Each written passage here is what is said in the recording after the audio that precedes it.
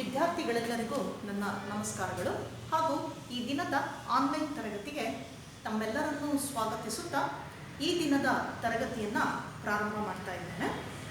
In ಯೆಸ್ಟರ್ಡೇಸ್ class we discussed about biogas plant. Typical biogas plant.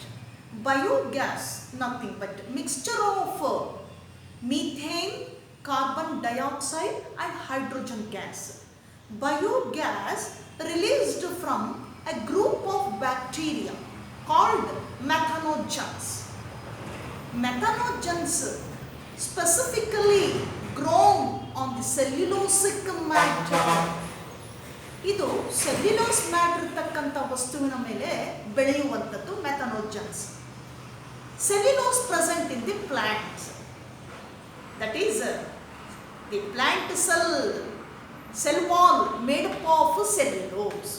So the cellulose, that matrix present in the plant body. Plants eaten by buffaloes and cows in the form of food. ಈ ಏನು ಎಮ್ಮೆಗಳು ಮತ್ತು ಹಸುಗಳಿದೆ ಆಹಾರವಾಗಿ ಹುಲ್ಲನ್ನು ಸಸ್ಯವನ್ನು ತೆಗೆದುಕೊಳ್ತವೆ. ಅದರೊಳಗೆ ಏನಿರ್ತದೆ? Cellulose matter ಇರ್ತದೆ. Those group of bacteria methanogens enter to the body of buffaloes and cows in the rumen part and occupied in the rumen part of buffaloes and cows, where they digest cellulosic matter in the rumen and release biogas. That gas comes out from that body through dung. ಆ ಸಗಣಿಯ ರೂಪದಲ್ಲಿ ಹೊರಗಡೆ ಬರ್ತದೆ.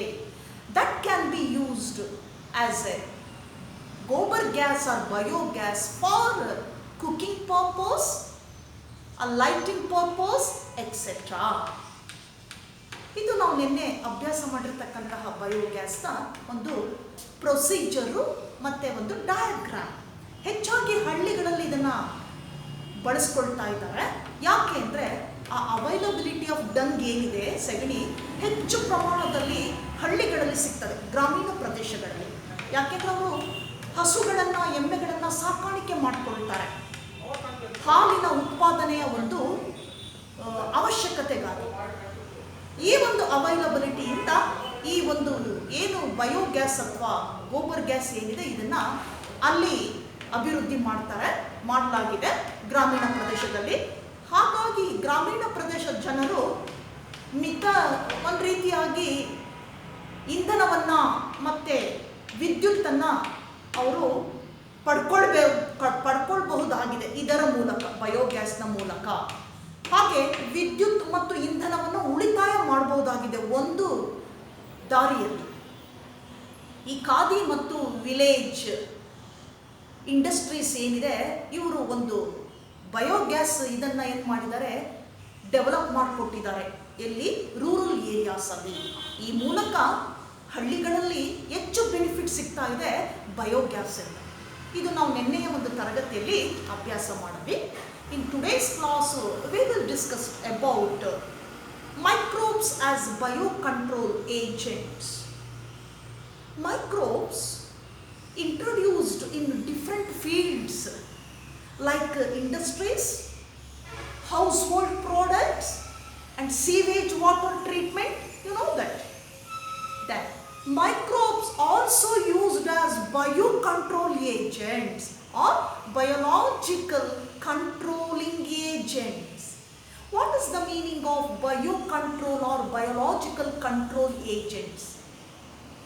Biocontrol agents, nothing but these are agents, natural enemies. These are natural enemies like parasitism, predation and other mechanisms.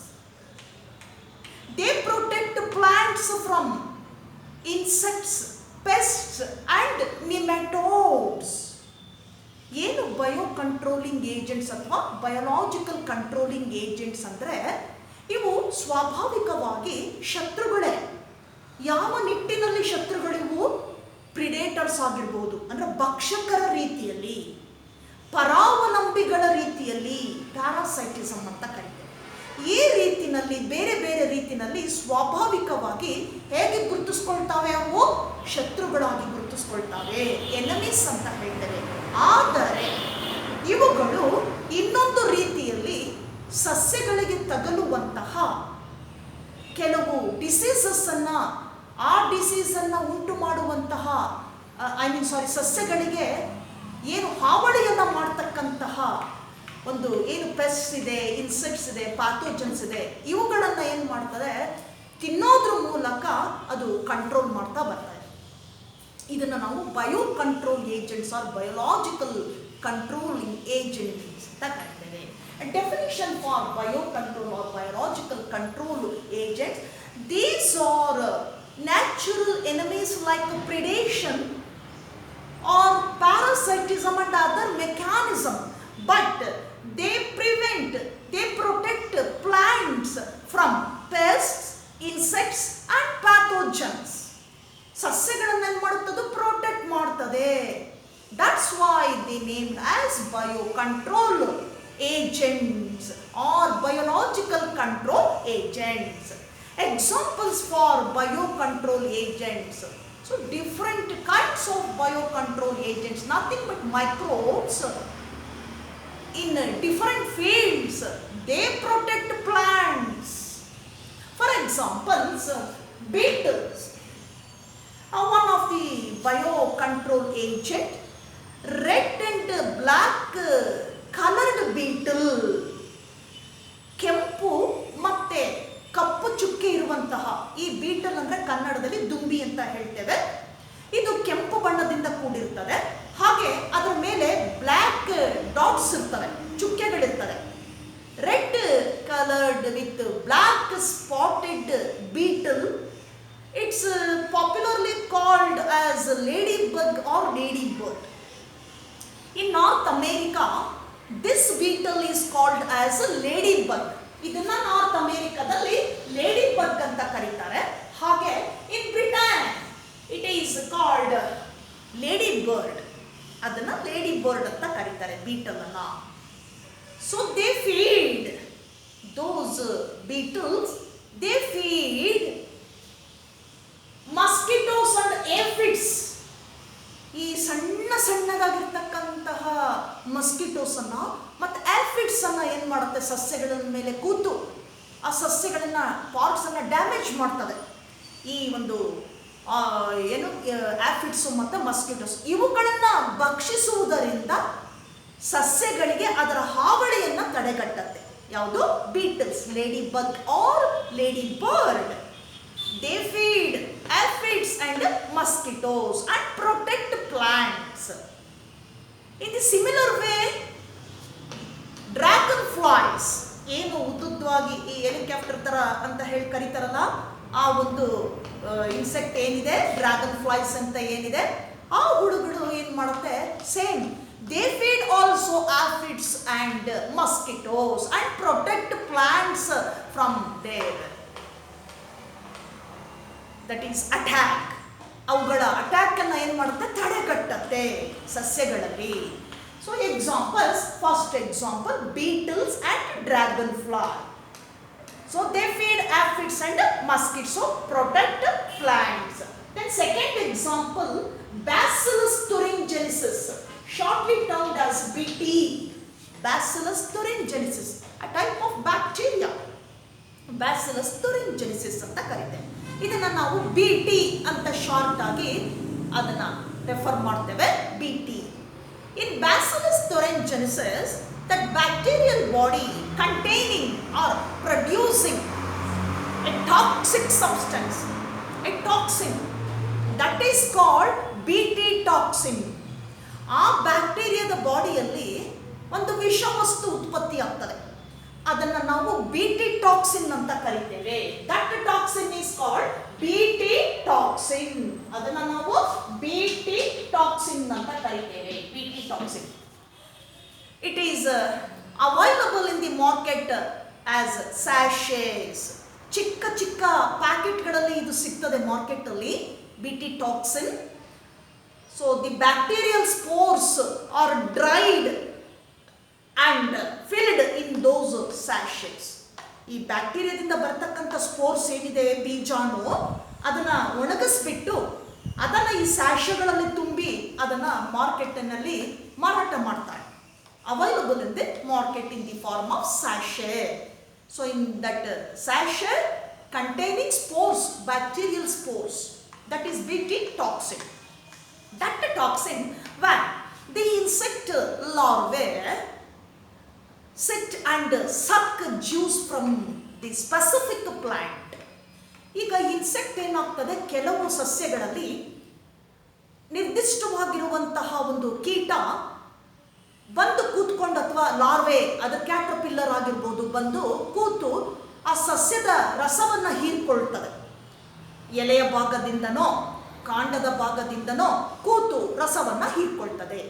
ಆ ಸಂದರ್ಭದಲ್ಲಿ ಏನಾಗ್ತದೆ, when we applied Bt toxin to those plants through spraying, ಅದನ್ನೇನು ಮಾಡ್ತೀವಿ, ಈ ಏನು ಟಾಕ್ಸಿನ್ ತಂದಿರ್ತಾರೆ ಮಾರ್ಕೆಟಿಂದ, that Bt toxin mixed with water thoroughly.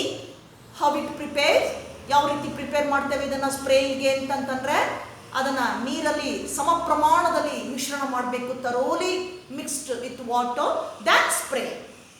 ಅದ ನಂತರ ಅದನ್ನು ಸ್ಪ್ರೇ ಮಾಡಬೇಕಾಗ್ತದೆ. ಯಾವ ಸಸ್ಯಗಳಿಗೆ ಮಾಡಬೇಕು ಅಂತ ಈ ತೊಗೊಂಡಿರ್ತಾರೋ ಅದೇ ಪರ್ಟಿಕ್ಯುಲರ್ ಸ್ಪೀಷೀಸ್ ಏನಿದೆ ಆ ಪ್ಲಾಂಟ್ಸಿಗೆ ಅದನ್ನು ಸ್ಪ್ರೇ ಮಾಡ್ತಾರೆ. ಯಾವಾಗ ಸ್ಪ್ರೇ ಮಾಡ್ತಾರೆ, ಈ ಒಂದು ಕಂಟೆಂಟ್ ಏನಾಗ್ತದೆ, ಪ್ಲಾಂಟ್ ಬಾಡಿ ಒಳಗಡೆ ಸೇರ್ಕೊಳ್ತದೆ, ಅದರ ಜ್ಯೂಸ್ ಒಳಗಡೆ ಸೇರ್ಕೊಳ್ತದೆ.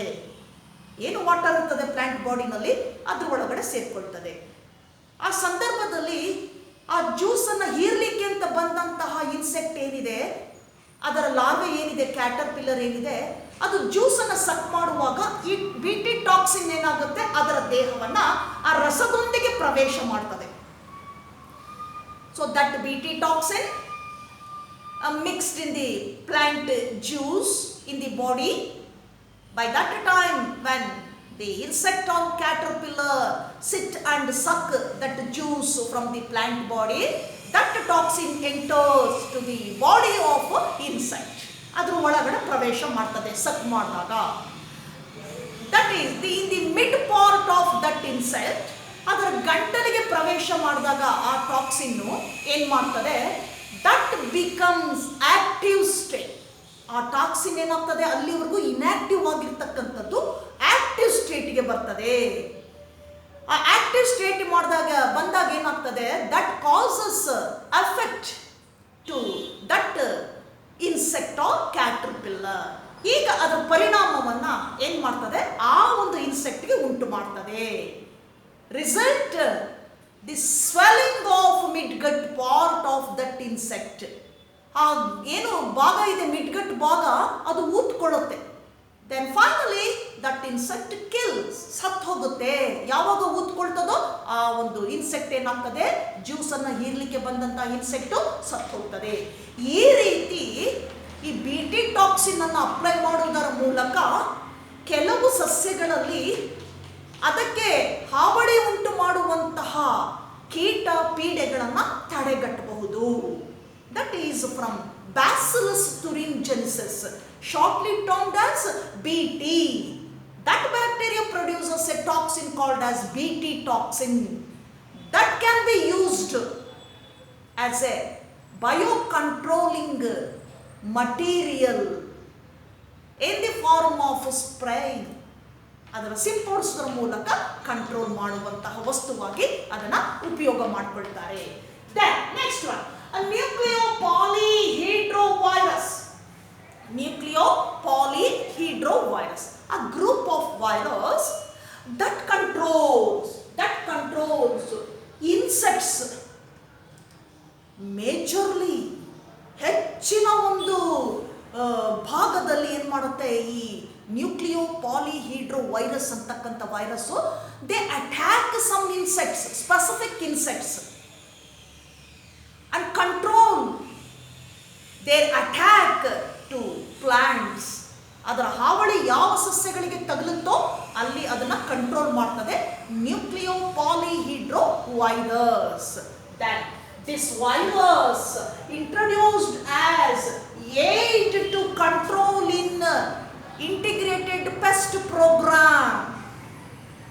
ಈ ಒಂದು ವೈರಸ್ ಅನ್ನ ಹೆಚ್ಚಾಗಿ ಈಗ ಬಳಕೆ ಮಾಡ್ಕೊಳ್ತಾ ಇದ್ದಾರೆ ಸಮಗ್ರ ಕೀಟ ಹತೋಟಿ ಕಾರ್ಯಕ್ರಮದಲ್ಲಿ. ಆ ಸಮಗ್ರ ಕೀಟ ಹತೋಟಿ ಕಾರ್ಯಕ್ರಮ ಅನ್ನೋದು ಇಂಟಿಗ್ರೇಟೆಡ್ ಪೆಸ್ಟ್ ಮ್ಯಾನೇಜ್ಮೆಂಟ್ ಅಂತ ಕರಿತೀವಿ ನಾವು, ಶಾರ್ಟ್ಲಿ ಟರ್ಮ್ಡ್ ಆಸ್ IPM ಅಂತ ಕರಿತೀವಿ. ಇಂಟಿಗ್ರೇಟೆಡ್ ಪೆಸ್ಟ್ ಮ್ಯಾನೇಜ್ಮೆಂಟ್, ಸಮಗ್ರ ಕೀಟ ಹತೋಟಿ ಕಾರ್ಯಕ್ರಮ. ಇದರಲ್ಲಿ ಬಳಕೆ ಮಾಡ್ಕೊಳ್ತಾ ಇದ್ದಾರೆ ನ್ಯೂಕ್ಲಿಯೋ ಪಾಲಿಹೀಡ್ರೋ ವೈರಸ್ ಅನ್ನ. ತುಂಬ ಹೆಚ್ಚು ಕಡಿಮೆ ಬಹಳ ಭಾಗದಷ್ಟು ಏನು ಮಾಡುತ್ತೆ ಇನ್ಸೆಕ್ಟ್ ಅನ್ನ ಇದು ಸಾಯಿಸೋದ್ರ ಮೂಲಕ, ಅಟ್ಯಾಕ್ ಮಾಡಿ ಸಾಯಿಸೋದ್ರ ಮೂಲಕ ಹಾವಳಿಯನ್ನು ತಡೆಗಟ್ಟುತ್ತೆ ಪ್ಲಾಂಟ್ಸಿಗೆ. Then another type of bacteria, baculovirus. Bacteria, another type of virus, baculovirus. They attack some insects and control their attack in some plants.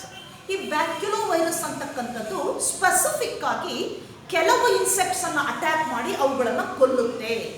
ಆ ಇನ್ಸೆಕ್ಟ್ಸು ಕೆಲವು ಸಸ್ಯಗಳಿಗೆ ಹಾನಿಯನ್ನು ಉಂಟು ಮಾಡುವಂತಹ ಕೀಟಗಳಾಗಿದೆ. ಇದು ಒಂದು ಗ್ರೂಪು ಈ ಬಯೋ ಕಂಟ್ರೋಲಿಂಗ್ ಏಜೆಂಟ್ಸ್ ಆಗಿ ತಗೊಳ್ತಾರೆ ಇದನ್ನ, ಬ್ಯಾಕ್ಯುಲೋ ವೈರಸ್. ಈಗ BT ಟಾಕ್ಸಿನ್ ಅಂತ ಏನು ಹೇಳಿದ್ವಿ, ಬ್ಯಾಸಿಲಸ್ ಥೊರೆಂಜೆನಿಸಿಸ್, ಆ BT ಟಾಕ್ಸಿನ್ ಅನ್ನ ನಾವು ನೀರ್ ಜೊತೆ ಮಿಕ್ಸ್ ಮಾಡಿಕೊಂಡು ಸ್ಪ್ರೇ ಮಾಡಿ ಕೆಲವು ಕೀಟಗಳನ್ನು ಹತೋಟಿ ಮಾಡ್ತೇವೆ. ಅಲ್ಲಿ ನಾವು ಯಾವ ಸಸ್ಯಗಳಿಗೆ ಬಳಕೆ ಮಾಡ್ಕೊಳ್ತೀವಿ BT ಟಾಕ್ಸಿನ್ ಅನ್ನು ಅಂದಾಗ, brinjal, cotton, tomato plants, especially ಈ ಮೂರು ಪ್ಲಾಂಟ್ಸ್ ಅಲ್ಲಿ ಹೆಚ್ಚಾಗಿ ಬಳಕೆ ಮಾಡ್ಕೊಳ್ತೀವಿ. ಹಾಗಾಗಿ ಆ ಕಾಟನ್ ಅನ್ನ BT ಕಾಟನ್ ಅಂತ ಕರಿತೇವೆ ನಾವು, BT tomato, BT brinjal, like that. So these are next one, Trichoderma species. Trichoderma, a fungus species. Trichoderma species, some species of Trichoderma protect plant from some pathogens, that is root nematodes. ಈ trichoderma ಅಂತಕ್ಕಂತಹ fungus ಏನು ಮಾಡ್ತದೆ, ಕೆಲವು ಸಸ್ಯಗಳಲ್ಲಿ ಬೇರುಗಳನ್ನು attack ಮಾಡ್ತಕ್ಕಂತಹ ಜಂತುಗಳು, nematodes ಅಂತ ಕರಿತೀವಿ. ಈ ಜಂತುಗಳನ್ನು ಏನು ಮಾಡುತ್ತೆ, ಹಾವಳಿಯನ್ನು ತಡೆಗಟ್ಟುತ್ತೆ. ಯಾವುದು, ಟ್ರೈಕೋಡರ್ಮಾ ಒಂದು ಗುಂಪಿನ ಫಂಗಸ್, ಅದು ಶಿಲೀಂಧ್ರ, Trichoderma species. They protect plants, some plants from nematodes, ಜಂತುಗಳಿನ ಹಾವಳಿಯಿಂದ ಅದನ್ನ ಪ್ಲಾಂಟ್ ಅನ್ನ ಏನು ಮಾಡುತ್ತೆ, ಸಂರಕ್ಷಿಸುತ್ತೆ. So these are good examples of biocontrol agents in different plant species. They protect plants in that way. What are those examples? One is beetle, red black marking beetle, that is ladybug or ladybird. Second one, dragonflies. Third one, Bacillus thuringiensis, BT. Then fourth one, baculovirus. Fifth one, nucleo polyhedrovirus. And sixth one, Trichoderma species. ನಿಮಗೆ board examination ಅಲ್ಲಿ 5 ಮಾರ್ಕ್ಸ್ಗೆ ಕೇಳಬಹುದು, explain bio control agents with examples ಅಂದಾಗ ಇಷ್ಟನ್ನು ನೀವು ಬರಿಬೇಕಾಗ್ತದೆ. You will get 5 marks. 5 ಮಾರ್ಕ್ಸ್ಗೆ ಕೇಳುವಂಥದ್ದು, ಅಥವಾ 1 ಮಾರ್ಕಿಗೆ ಯಾವುದಾದ್ರೂ ಸ್ಪೆಸಿಫಿಕ್ ನೇಮನ್ನು ಕೇಳಬಹುದು. ಇದು bio control agents. In the next way, how they protect plants, or how some microbes used as biofertilizers. ಇನ್ನೊಂದು ವೇನಲ್ಲಿ ಇದೇ ಒಂದು ಸೂಕ್ಷ್ಮ ಜೀವಿಗಳನ್ನು ನಾವು ಜೈವಿಕ ಗೊಬ್ಬರಗಳಾಗಿ ಉಪಯೋಗಿಸ್ತೇವೆ. ಏನು ಮಾಡುತ್ತದು, ಕನ್ವರ್ಟ್ ಮಾಡ್ತದೆ, ಫರ್ಟಿಲಿಟಿಯನ್ನು ಜಾಸ್ತಿ ಮಾಡ್ತದೆ soil. So they enhance soil fertility, ಮಣ್ಣಿನ ಫಲವತ್ತತೆಯನ್ನು ಏನು ಮಾಡ್ತದೆ, ಅದು ಹೆಚ್ಚಿಸುತ್ತೆ. So those are biofertilisers, microbes used as biofertilizer. You know that agriculture, ಕೃಷಿ ನಿಮ್ಗೆಲ್ರಿಗೂ ಗೊತ್ತಿದೆ. Agriculture in respect of chemical based agriculture, organic based agriculture, that is organic farming the type. ನಾವು ಕೃಷಿ ಅಂದ ತಕ್ಷಣ ರಾಸಾಯನಿಕ ಗೊಬ್ಬರಗಳನ್ನು, ರಾಸಾಯನಿಕ ವಸ್ತುಗಳನ್ನು ಉಪಯೋಗಿಸಿ ಕೃಷಿ ಮಾಡುವುದು ಒಂದು ವಿಧಾನ, ಅದು ಏನಂತ ಹೇಳ್ತೀವಿ chemical based agriculture. Another type is organic farming, ಜೈವಿಕ ವಿಧಾನ, ಕೃಷಿ ವಿಧಾನ, ಆರ್ಗ್ಯಾನಿಕ್ ಫಾರ್ಮಿಂಗ್ ಅಂತ ಕರೀತೇವೆ. In organic farming we can use some microbes as biofertilizers. ಈ ಕೃಷಿಯಲ್ಲಿ ಕೆಲವು ಅತ್ಯುತ್ತಮ ಸೂಕ್ಷ್ಮ ಜೀವಿಗಳನ್ನು ನಾವು ಇಲ್ಲಿ ಫರ್ಟಿಲೈಸರ್ಸ್ ಆಗಿ ಉಪಯೋಗ ಮಾಡ್ಕೊಳ್ತೀವಿ, ಬಯೋಫರ್ಟಿಲೈಸರ್ಸ್ ಆಗಿ ಉಪಯೋಗ ಮಾಡ್ಕೊಳ್ತೇವೆ. Those group of microbes play a major role in the formation of biofertilizers. They provide essential nutrients to plant body. ಏನು ಮಾಡುತ್ತೆ, ಸಸ್ಯಗಳಿಗೆ ಒಳ್ಳೆಯ ಪೋಷಕಾಂಶಗಳನ್ನು ಕೊಡ್ತಾ ಹೋಗ್ತದೆ. ಯಾವ ರೀತಿಯಾಗಿ? ಗೊಬ್ಬರದ ರೀತಿಯಲ್ಲಿ ಆ ಸಾಯಿಲ್ ಫರ್ಟಿಲಿಟಿಯನ್ನು ಹೆಚ್ಚಿಸುವುದರ ಮೂಲಕ. So let we study what are those microbes involved in the organic farming.